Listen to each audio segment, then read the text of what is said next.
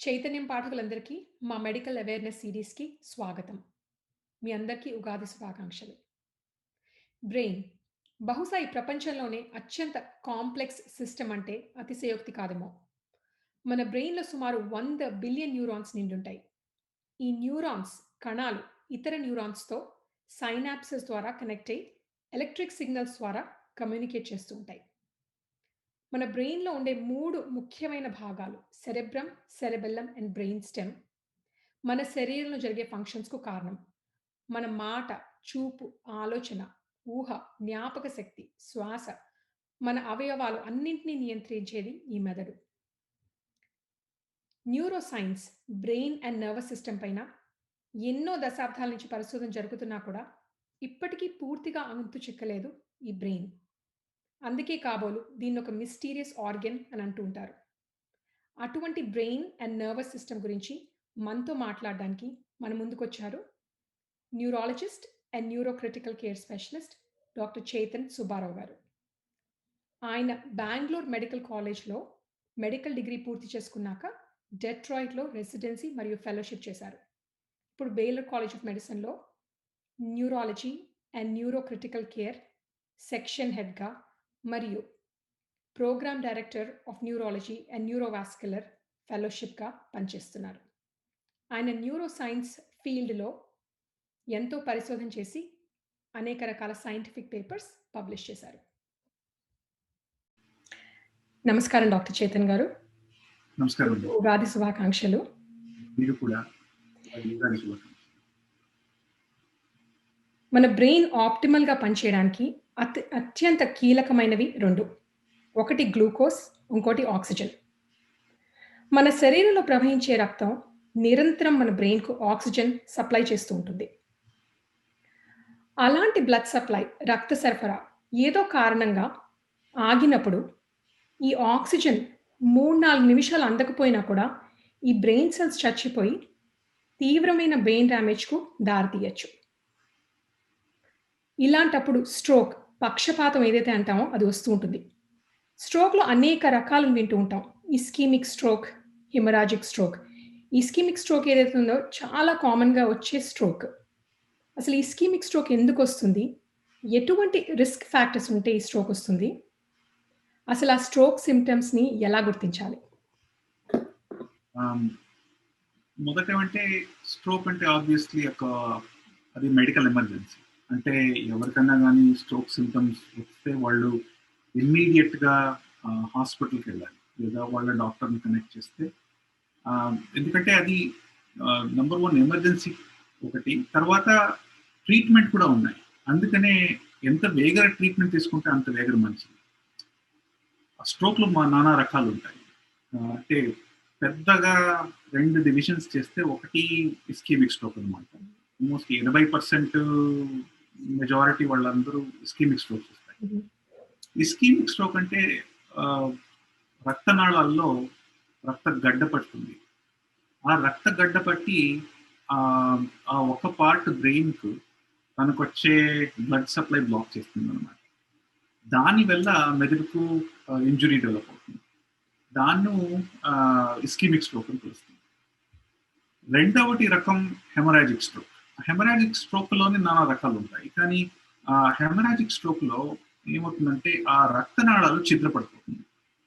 ఆ ఛిద్రపడిపోయిన రక్తనాళాలు ఆ రక్తము మెదడుకి సబ్స్టెన్స్‌లో అంటే బ్రెయిన్ సబ్స్టెన్స్‌లో వెళ్ళిపోతుంది. దాని నుండి అడిషనల్ డ్యామేజ్ క్రియేట్ చేస్తుందన్నమాట. అంటే మీరు చెప్పినట్టు ఆక్సిజన్, గ్లూకోజు నిమిషం గాని లేదా గంటలు గాని మెదడుకు దొరకకపోతే అప్పుడు తనకు ఇర్రివర్సిబుల్ డ్యామేజ్ డెవలప్ అవుతుంది. దాన్ని ప్రివెంట్ చేయడానికి నంబర్ 1 రిస్క్ ఫ్యాక్టర్స్ ఐడెంటిఫై చేసుకోవాలి. హుహు. అంటే వ్యాధులు చాలా ప్రమాదకరంగా ఉంటాయి మెదడుకి అనేది మేము ఫస్ట్ తెలుసుకోవాలన్నమాట. రైట్. మొదటోదొచ్చి హైపర్ టెన్షన్ అంటే రక్తపోటు. హుహు. రక్తపోటు వ్యాధి ఎవరికి ఉంటుందో వాళ్లకు 4 టైమ్స్ అంటే దే ఆర్ వాళ్లకు రిస్క్ ఉంటుందన్నమాట. 4 times the risk of developing stroke. హ్మ్. వాళ్ళు అంటే ఇప్పుడు అందరూ ఎవరికి రక్తపోటు ఉంటుందో అందరికి రిస్క్ ఉంటుంది. కానీ వాళ్ళు కంట్రోల్ చేసేది ఎలాగంటే, ఇప్పుడు బ్లడ్ ప్రెషర్ తీసుకుంటే పైన ఒక నంబరు, కింద ఒక నంబర్ వస్తుంది. హ్మ్. పైన నంబరు 140 కింద నంబరు 90 కింద పెట్టుకుంటే వాళ్ళ రిస్క్ ఫ్యాక్టర్స్ తగ్గిపోతుంది. అలాంటి డయాబెటీస్ ఇంకొక పెద్ద ప్రమాదకరమైన వ్యాధి. హుహు. డయాబెటీస్ నుండి రక్తనాళాలు వీక్ అయ్యి దానివల్ల రక్తం గడ్డ కట్టడానికి హెల్ప్ అవుతుంది అనమాట. డయాబెటీస్ని కంట్రోల్గా తెచ్చుకుంటే ఆ రిస్క్ ఫ్యాక్టర్ కూడా తగ్గుతుంది. తర్వాత కొలెస్ట్రాల్ లెవెల్స్ అంటే స్పెసిఫికలీ లో డెన్సిటీ లైపోప్రోటీన్ అంటాము, ఎల్డిఎల్ అని. ఆ లెవెల్స్ 100 పైన ఉంటే, ఒక 100 పైన ఉంటే ఇప్పుడు రిస్క్ ఎక్కువ ఉంటుంది అనమాట. దాన్ని తగ్గించుకోవడానికి అడిక్వేట్గా మాత్రలు తీసుకుంటే అది తగ్గిపోతుంది. తర్వాత ఒకటేమంటే ఇవంతా ఎఫర్ట్ పెట్టాలి మేము కంట్రోల్ చేయడానికి. కానీ 2 ఫ్యాక్టర్స్ చాలా అన్ని మన చేతిలో ఉంది. ఒకటి పొగ తాగడం, హుహు. లేదో పొగాకు తినడం. దాన్ని మానేస్తే ఆ రిస్క్ ఫ్యాక్టర్ చాలా తగ్గిపోతుంది బై 4 టైమ్స్. రైట్. ఇంకొకటి ఏమంటే స్థూలకాయం, ఒబేసిటీ, అది చాలా రిస్క్ ఫ్యాక్టర్. స్థూలకాయం తగ్గించుకోవడానికి if you eat healthy you live healthy. అంటే మేమేం తింటామో దాన్ని ఆరోగ్యకరమైన తిండి తీసుకుంటే, అప్పుడు స్థూలకాయం తగ్గించుకుంటే దానివల్ల రిస్క్ ఫ్యాక్టర్స్ కూడా తగ్గిపోతుంది. సో ఈ టోటలీ 5 రిస్క్ ఫ్యాక్టర్స్ వచ్చి స్ట్రోక్ చాలా ఇన్ఫ్లుయెన్స్ అవుతుంది. But good news is majority of them are under our control. So మేము దాన్ని కంట్రోల్ తీసుకుంటే our risk of stroke Right, absolutely. Mirannattu, I think all of these are pretty much something which can be controlled. Not that ivevo congenital ga puttukto వచ్చి not within our control ala kaadu. So ivi hypertension mirannattu, diabetes and smoking, obesity ఇవన్నీ జాగ్రత్తగా control చేసుకుంటే కనుక you can reduce the risk for the stroke. అలాగే stroke symptoms అసలు clinical symptoms ఏదైతే ఉంటాయో, clinical features ఇప్పుడు వింటూ ఉంటాం. చాలామంది ఇప్పుడు మెయిన్‌గా weakness of the arms and legs on one side, తిమ్మిరెక్కడం కానీ, బరువు అవ్వడం కానీ, లేకపోతే మూతి వంకర పోవడం, మాట సరిగ్గా రాకపోవడం, తడబడడం, ఇలాంటివన్నీ స్ట్రోక్ సిమ్టమ్స్ గుర్తుపట్టవలసినవి. ఆహ్, ఇలాంటి సిమ్టమ్స్ అయినప్పుడు immediate medical attention is very much needed అంటారు. Just as in heart attacks, door to balloon time ఏదైతే మనం in medical terms which we say, అలాగా door to needle time is something which is commonly referred to in the stroke world. Because ఇందాక మనం మాట్లాడుకున్నట్టు ఏమాత్రం delay అయినా, నిమిషాల్లో delay అయినా కూడా ఈ వేల కొద్ది బ్రెయిన్ సెల్స్ చచ్చిపోయి జస్ట్ ఒక 2, 3 నిమిషాలకే ఇర్రివర్సిబుల్ బ్రెయిన్ డ్యామేజెస్ అవ్వచ్చు. సో అసలు ఈ అక్యూట్ స్ట్రోక్‌కి ట్రీట్మెంట్ ఎలా చేస్తారు? క్లాట్ బస్టర్ ఏదైతే వింటూ ఉంటామో అవన్నీ ఎవరికిస్తారు? ఎప్పుడివ్వచ్చు? అసలు దానివల్ల రిజల్ట్స్ ఎలా ఉంటాయి? ఫస్ట్ ఏమంటే మీరు చెప్పింది కరెక్ట్.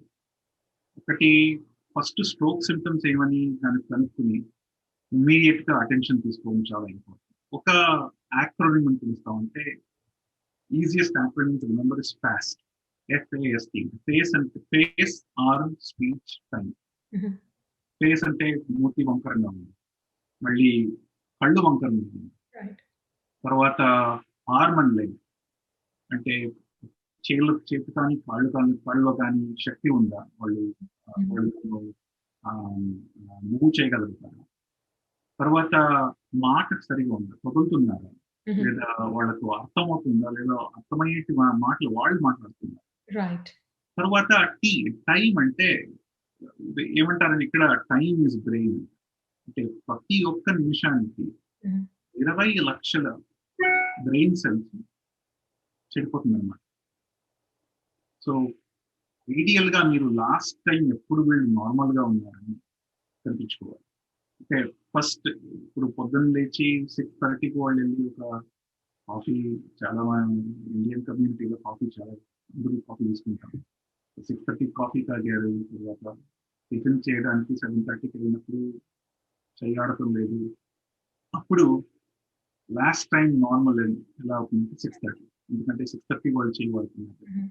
సో ఆ టైం చాలా ఇంపార్టెంట్. ఎందుకంటే ఆ టైం నుండి బట్టి 4.5 hours వరకు వాళ్ళకు టీపీఏ అనే మెడికేషన్ ఇవ్వచ్చు. టీపీఏ ఇంకొక మెడికేషన్ వచ్చింది హుహు. టీఎంకే, హుహు. Connective place of TPA. 2 medications ఏమవుతుందంటే అవి ఐవీలో ఇన్ఫ్యూజన్ లాగా ఇస్తారు. ఇచ్చిన తర్వాత అది రక్తనాళాల్లో ఉండే గడ్డను దాన్ని చిద్ర చేస్తుంది. ఆ ఆ మెడికేషన్ ఇవ్వడానికి ఫస్ట్ ఏం ఇంపార్టెంట్ అంటే స్ట్రోక్ చెప్పినట్టు ఇస్కీమిక్ కానీ హెమరాజిక్ కానీ ఫస్ట్ క్యాట్ స్కాన్ చేయాలి. సిటీ స్కాన్ చేస్తే అక్కడ మెదడు మీద కానీ మెదడు లోపల ఆహ్, ఆహ్, రక్తం ఉందా తెలుసుకోవాలి. హుహు. అంటే బ్లీడ్ ఉందా అని తెలుసుకోవాలి. బ్లీడ్ లేదని ఒక నిర్ణయించిన తర్వాత హుహు. అప్పుడు వాళ్ళకు టీటీఏ ఇవ్వచ్చు. కొన్ని మెడికేషన్లు కానీ కొన్ని హెల్త్ కండిషన్స్ దాన్ను ఆహ్, ఉంటే దాన్ని ఇవ్వడానికి కుదరదు. But majority of the times మేము టీపీఏను పేషెంట్స్‌కి ఇస్తుంటాం. టీపీఏ ఇస్తే 7 మందికి టీపీఏ ఇస్తే ఒక మంది 3 నెలల్లో ఇండిపెండెంట్‌గా ఉంటారు. అంటే హ్మ్. చాలా పవర్‌ఫుల్ అయిన మెడికేషన్. రైట్. కానీ దాన్ని ఇవ్వడానికి ఫస్ట్ బ్యారియర్ ఏమంటే వాళ్ళు టైంకి రావాలి. హ్మ్. ఇమ్మీడియేట్‌గా వాళ్ళ సింప్టమ్స్‌ని వాళ్ళు రికగ్నైజ్ చేసి స్ట్రోక్ అవుతుందని తీసుకుంటే అది అవసరమైన పరిస్థితి. రైట్. అర్థం చేసి డాక్టర్‌లు కాల్ చేయడానికి అవంతా వదిలేసి ఇమ్మీడియేట్‌గా హాస్పిటల్‌కెళ్తే వాళ్ళు అక్కడ టీపీఏ ఇస్తారు. ఇక్కడ అమెరికాలో ఏం జరుగుతుందంటే ఇక్కడ స్ట్రోక్ సెంటర్స్ అని మేము సర్టిఫికేషన్ తీసుకొని ఒక ప్రాసెస్ అంటే వచ్చిన తర్వాత పేషెంట్స్‌కి ఎంత ఇమ్మీడియేట్‌గా ట్రీట్మెంట్ ఎలా ఇస్తామని మేము చూపించాలి. రైట్. అక్కడ మాకిప్పుడు డోర్ టు గ్రోయింగ్ టైమ్ అంటారు. అంటే హార్ట్ అటాక్ వచ్చిన పేషెంట్‌కి వచ్చిన తక్షణం వాళ్ళకు మెడికేషన్ ఎంత త్వరగా ఇస్తారు హుహు. అని వాళ్ళు మెజర్ చేస్తారు. హ్మ్. అలాగే స్ట్రోక్ పేషెంట్స్ కూడా మెజర్ చేస్తారు. ఇప్పుడు 2021లో 45 మినిట్స్ మాక్సిమం టైమ్ అంటే ఎంట్రీ అయిన తర్వాత హ్మ్. 45 మినిట్స్ వాళ్ళకు టీపీఏ వాళ్ళకు ఎలిజిబుల్‌గా ఉంటే వాళ్ళు టీపీఏ ఇచ్చేయాలి. యాహ్! Within 45 minutes. కానీ ఇప్పుడు బియాండ్ 4½ అవర్స్ రాత్రి పడుకున్నారు. హ్మ్. పొద్దున్న లేస్తున్నారు. లేచిన తర్వాత వాళ్ళకి చెయ్యి లేదా కాలు ఆడటం లేదంటే all hope is not last. Right. అప్పుడు ఆప్షన్స్ ఉన్నాయి. అప్పుడు అప్ టు 24 అవర్స్ ఇప్పుడు ట్రీట్మెంట్ ఇవ్వగలుగుతాం. హ్మ్. కానీ ఆ 24 అవర్స్ ట్రీట్మెంట్ ఇవ్వగలగడానికి ఆహ్, వేరే టెక్నిక్స్ ఉంటుంది. ఫస్ట్ ఏమంటే ఆహ్, స్ట్రోక్ పెద్దదా? చిన్నదా? అని నిర్ణయించాలి. హ్మ్. ఆ నిర్ణయం చేయడానికి స్పెషల్‌గా ఉండే ఒక సీటీ స్కాన్స్ వాడతాం. దాంట్లో ఏం చేస్తామంటే ఇప్పుడు ఒక ఇంట్రావీనస్‌లో ఐవీలో ఒక డై ఇస్తాము. ఆ డై రక్తనాళాల్లో ఎలా వెళ్తుందో అని క్యాట్ స్కాన్ నిర్ణయిస్తుంది. ఆ నిర్ణయించిన తర్వాత ఎంత బ్రెయిన్ మెదడులో ఎంత బ్రెయిన్ సాల్వేజబుల్ అంటే ఇంకా రివర్సిబుల్‌గా ఉంటుందో డిటర్మిన్ చేసి తరువాత అప్పుడు రక్తనాళాల్లో ఉండే ఒక గడ్డల్ని క్యాథెటర్ మూలకంగా తీస్తాం. సో ఇన్ అదర్ వర్డ్స్ ముందు 4½ అవర్స్ మాత్రం అనుకున్నాము. But right. 2015 నుండి అప్ టు 24 అవర్స్ వరకు ఆ ట్రీట్మెంట్ చేయగలుగుతాం. So all hope is not last. Right. ఎవరికైనా స్ట్రోక్ అయిందని తెలిసిన తర్వాత ఇమ్మీడియేట్ మీరు ఆహ్, హాస్పిటల్‌కి తీసుకెళ్తే వాళ్ళను అర్జెంట్‌గా ట్రీట్ చేసి హెల్ప్ చేయగలుగుతుంది. ఇప్పుడు ఈ రక్తనాళాలు వేసి ఒక క్యాథటర్ పెట్టి ఉండే గడ్డలు తీయడానికి హ్మ్. ప్రొసీజర్ చేస్తే అలాంటి ప్రొసీజర్ నలుగురు లేదా 5 మందికి చేస్తే దాంట్లో అట్‌లీస్ట్ ఒక్క మనిషి 3 నెలల్లో ఇండిపెండెంట్‌గా తన లైఫ్‌ని ఆహ్, ట్రీట్ చేయొచ్చు. చేయొచ్చు. రైట్. సో ఈ ట్రీట్మెంట్ అనేది చాలా పవర్‌ఫుల్ ట్రీట్మెంట్స్. అంటే దాని ఎఫెక్ట్ చాలా ఉంటుంది. కానీ లిమిటేషన్ ఏమంటే జనాలకి ఎఫెక్ట్ తెలవదు ఇంకా. సో వాళ్ళకు ఎడ్యుకేషన్ ఇవ్వాలి. నెక్స్ట్ ఎడ్యుకేషన్ ఇచ్చిన తర్వాత వాళ్ళకు ఎక్కడికెళ్ళాలి? What are the hospitals available to do treatment, ఆ ఎడ్యుకేషన్ పెడితే then I think stroke recovery will be better. Right. అబ్సల్యూట్‌గా. ఇప్పుడు మీరన్నట్టు I think first important thing is to recognise మీరు చెప్పిన యాక్రోనిమ్ పెట్టుకొని fast and time is brain అని చెప్తూ ఉన్నారు. So, you don't want to lose any time because within 4½ hours రాగలిగితే కనుక you can do the TPA. However మీరన్నట్టు all hope is not lost. 24 hours వరకు కూడా we can do some kind of a thrombectomy or thrombolysis. And ఈ patients ki, there is a big chance for recovery. So compared to TPA versus the other thing which you said, ipudu after 4½ hours ఇవ్వగలిగేది, వాటి రెండింటికి outcomes ఎలా ఉంటాయి? I mean, is this better versus other or both of them do equally okay? మీరు అన్నారు ఇప్పుడు 1 in 7 versus 1 in 4 అంటూ ఉన్నారు కదా! Um, అంటే ఇప్పుడు టీపీఏ ఇవ్వడానికి ఫస్ట్ అప్రోచ్ టీపీఏ mhm. వస్తే 4½ అవర్స్ లోపల వస్తే వాళ్ళకి. Right.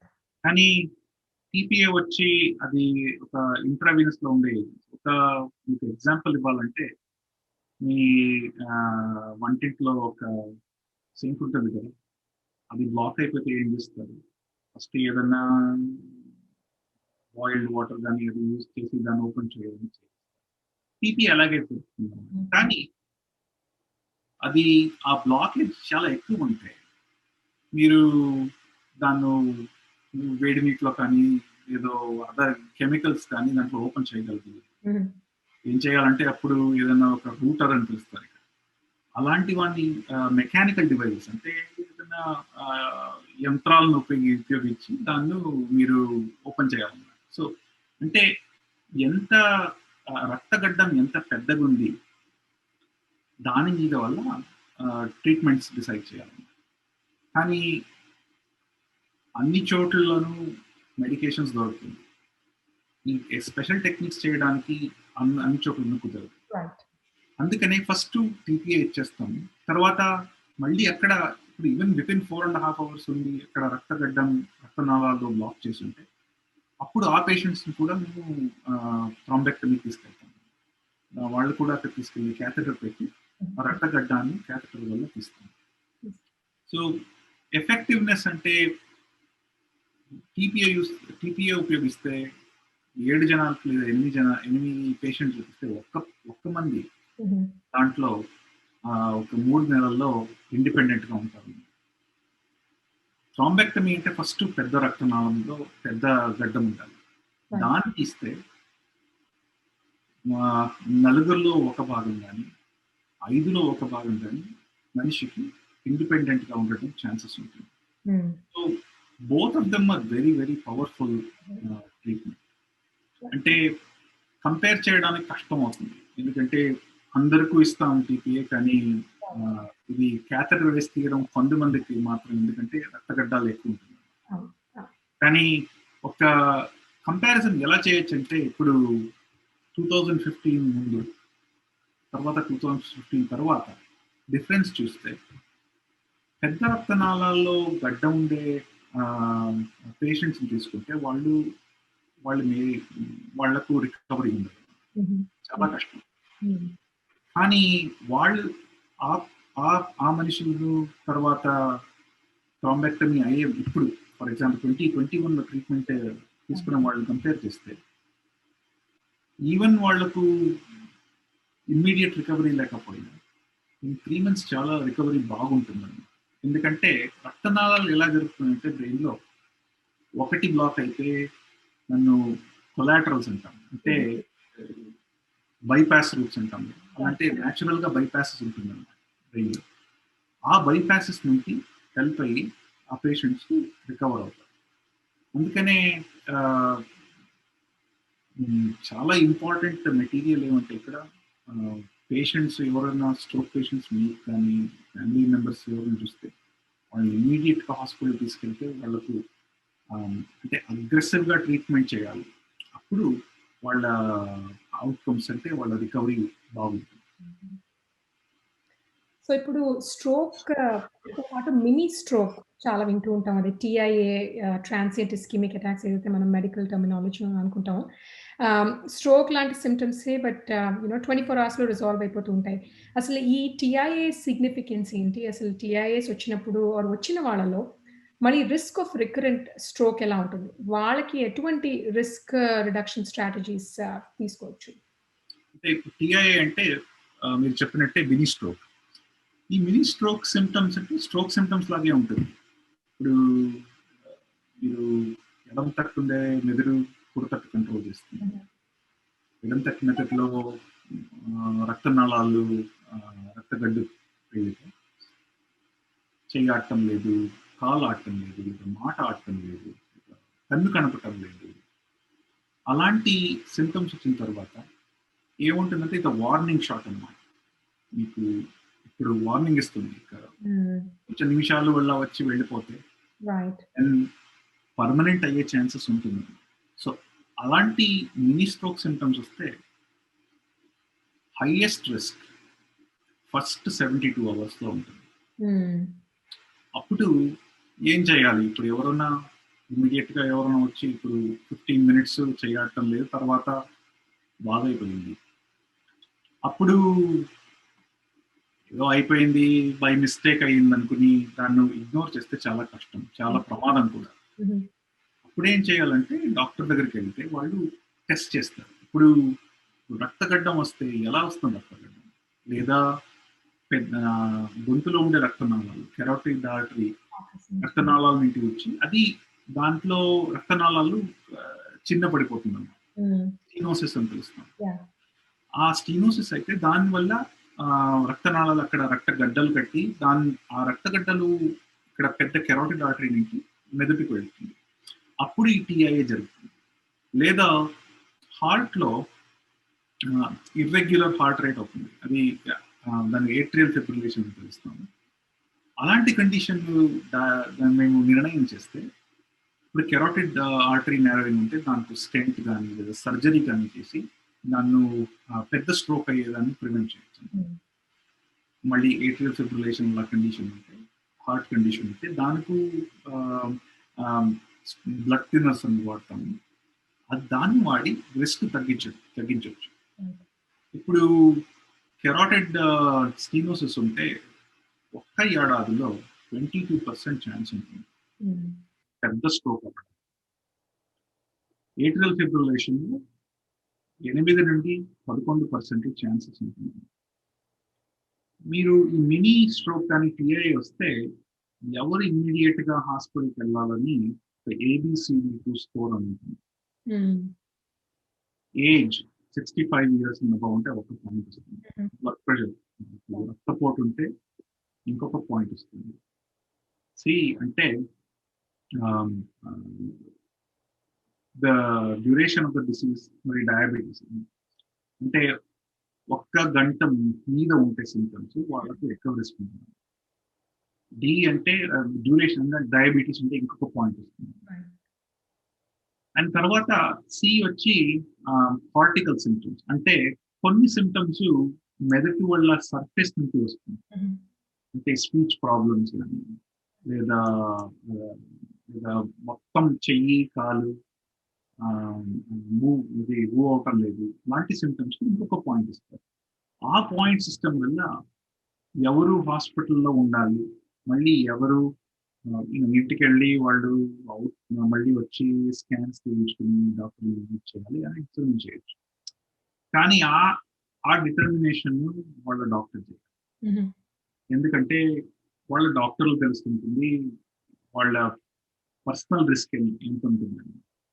అందుకనే వీళ్ళు ఫస్ట్ ఇంపార్టెంట్ థింగ్ ఏమంటే టీఐఏ మినీ స్ట్రోక్ వస్తే ఫస్ట్ డాక్టర్కి వెళ్ళి చూపించుకుంటే వాళ్ళు డిటర్మిన్ చేస్తారు. అలాంటి డిటర్మినేషన్ అయిన తర్వాత మీకు ఒక పెద్ద ప్రమాదాన్ని మీరు అవాయిడ్ చేయొచ్చు. హ్మ్. So mini stroke is as serious as a stroke. So mini strokes neglect చేయకూడదు. If you have a TIA, you should. That's also another indication for going to a doctor and seeking immediate attention. At least it can help you prevent a big stroke there. Hmm. So so ఇప్పుడు stroke డిసేబిలిటీతో పాటు ఇప్పుడు 20% 20% మందిలో it can be fatal. అలాగే ఒక 40-50% మందిలో stroke వచ్చి 6 months అయ్యాక కూడా చాలా సార్లు ఇంకా పూర్తిగా సరిగ్గా నడవలేకపోవడం, లేకపోతే ఇంకా మాట ఫుల్‌గా రికవర్ అవ్వకపోవడం. So, it's a huge disability for people after stroke even if they survive after the stroke. So, దాన్ని బట్టి ఆబ్వియస్లీ స్ట్రోక్ ప్రివెన్షన్ అన్నింటికన్నా ఉత్తమం. అసలు స్ట్రోక్ రాకుండా, మళ్ళీ స్ట్రోక్ రాకుండా లేకపోతే అస్సలు స్ట్రోక్ రాకుండా ఉండడానికి ఎలాంటి ప్రివెంటివ్ మెజర్స్ తీసుకోవాలి? అసలు స్ట్రోక్ రాక ఉండడానికి ఫస్ట్ చెప్పినట్టు రక్తపోటు కంట్రోల్ చేయడం, బ్లడ్ హ్మ్. ప్రెషర్ కంట్రోల్ చేయడం. అంటే హ్మ్, పైన నంబర్ సిస్టాలిక్ ప్రెషర్ ఉంటుంది 140 కింద తీసుకురావడం. మరి బాటమ్ నంబర్ డయాస్టాలిక్ ప్రెషర్ 90 కింద తక్కువ ఉండటం చాలా ఇంపార్టెంట్. అంటే ఉప్పు చాలా వాడతాం. ఊరగాయలు, మరి మరి పచ్చళ్ళు, వంటలో ఉప్పు తగ్గిస్తే చాలా మంచిది. ఆహ్, అంటే ఇప్పుడు ఉగాది టైంలో చెప్తున్నాను. ఉగాదిలో కొంచెం ఎక్స్‌క్యూజ్ ఉంటుందన్నమాట. బట్ అంటే రెగ్యులర్‌గా ఉప్పు తక్కువ వాడితే మళ్ళీ ఆటోమేటిక్‌గా బ్లడ్ ప్రెషర్. తర్వాత ఆహ్, కూరాకులు తినడం, హుహు. కూరలు తినడం, పళ్ళు తినటం చేస్తే అప్పుడు ఆహ్, బ్లడ్ ప్రెషర్ కంట్రోల్ బాగా వస్తుంది. అండ్ కోర్స్ మళ్ళీ దాంట్లో కంట్రోల్ చేయలేదంటే మళ్ళీ ఆబ్వియస్‌లీ మెడికేషన్స్ ఉంటాయి. మెడికేషన్స్‌ను రెగ్యులర్‌గా తీసుకుంటే అప్పుడు బ్లడ్ ప్రెషర్ కంట్రోల్ చేయొచ్చు. దానివల్ల స్ట్రోక్ రిస్క్ ఫ్యాక్టర్స్ చాలా పెరుగుతాయి. ఇంకొకటి ఏమంటే సెకండ్ ఏమంటే డయాబెటిస్ కంట్రోల్. అంటే తీయటం, గారెలు ఈ టైంలో పండగ టైంలో ఎక్కువుంటాయి. అది అంటే అవాయిడ్ చేస్తే మంచిది. ఆహ్, దాన్ను అంటే డయాబెటిస్‌ని మానిటర్ చేయడానికి హిమోగ్లోబిన్ A1C అని చేస్తారు. ఆ నంబర్ ఫాలో చేస్తారు. రైట్. ఐడియల్లీ లెస్ థాన్ 7 పెట్టుకుంటే చాలా మంచిది. లెస్ థాన్ 6 ఉంటే ఇంకా చాలా అవుతుంది. ఆహ్, దాన్ని తీసుకొని లేదా ఇన్సులిన్ వాడుతూ డైట్‌తో కంట్రోల్ చేసుకొని దాన్ని మెయింటైన్ చేయాలి. తర్వాత కొలెస్ట్రాల్ కూడా అంతే. హ్మ్. అంటే ఆహ్, ఆహ్, డీప్ ఫ్రైడ్ ఫుడ్ అవాయిడ్ చేయడం చాలా ఇంపార్టెంట్. బోండాలు, గారెలు సేమ్ థింగ్. అవాయిడ్ చేసి తర్వాత హెల్తీ ఫుడ్ తీసుకుంటే మెజారిటీ రిస్క్ ఫ్యాక్టర్స్ అన్నీ వచ్చేస్తున్నాయి. ఒక్కసారి స్ట్రోక్ వచ్చిన తర్వాత దేనికి వల్ల స్ట్రోక్ వస్తుందని నిర్ణయించాలి. హుహు. లేదా హార్ట్ కండిషన్ వల్ల వస్తుందా? లేదో ఇది రక్తనాళాలు నేరో స్టెనోసిస్ వల్ల వస్తుందా? లేదంటే హైపర్ టెన్షన్, డయాబెటిస్ లేదా ఆహ్, ఆహ్, వేరే వ్యాధుల వల్ల వస్తుందా అని డిటర్మిన్ చేసి దాన్ని ట్రీట్ చేయొచ్చు. ఇప్పుడు కెరోటిడ్ స్టీనోసిస్ అంటే రక్తనాళాలు నేరో అయిపోతుంది. హుహు. అప్పుడు నేరో అయిన తర్వాత వాళ్ళకి సర్జరీ చేస్తే ఇప్పుడు రిస్క్ ఫ్యాక్టర్స్ చాలా పెరుగుతాయి. అవును. 22% నుండి లెస్ థాన్ 5% రైట్. రైట్. హ్మ్. ఏట్రిల్ ఫిబ్రిలేషన్ అంటే ఇర్రెగ్యులర్ హార్ట్ రేట్ దానికి ఆహ్, ఆహ్, స్పెసిఫిక్ మెడికేషన్స్ వాడతాము. వార్ఫరిన్ అని, కూమడిన్ అని చాలా కామన్ మెడికేషన్. తర్వాత కొత్త మెడికేషన్‌లొచ్చాయి. ఆహ్, రివరాక్సబాన్, తర్వాత అపిక్సబాన్, రిడాక్సబాన్, ఆహ్, మళ్ళీ ఇంకా ఉన్నాయి.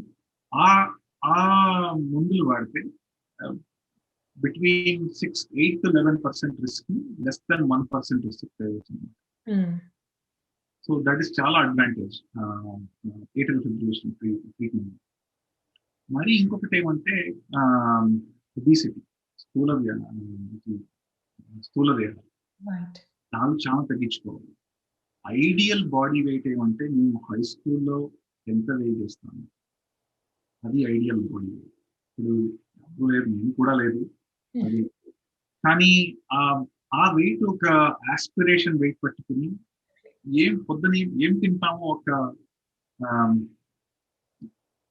ఇప్పుడు కడుపు నిండా తినడం అందరూ చెప్తారు. కానీ కడుపు నిండా తినటం అక్కర్లేదు. We should not test the boundaries of what we can eat. Right. So what we should do is we should test the boundaries of how less we can eat. Right. So అలాంటి ఒక lifestyle modifications పెట్టి then our ability to keep our health చాలా బాగుంటుంది. Then we can live a long life. Right. Absolutely. So Mirannattu, lots of lifestyle modifications are needed, especially current lifestyle, which a lot of us are leading. So lots of fresh fruits, vegetables, exercise, and obviously, eating in moderation. I think avanni chala important fact.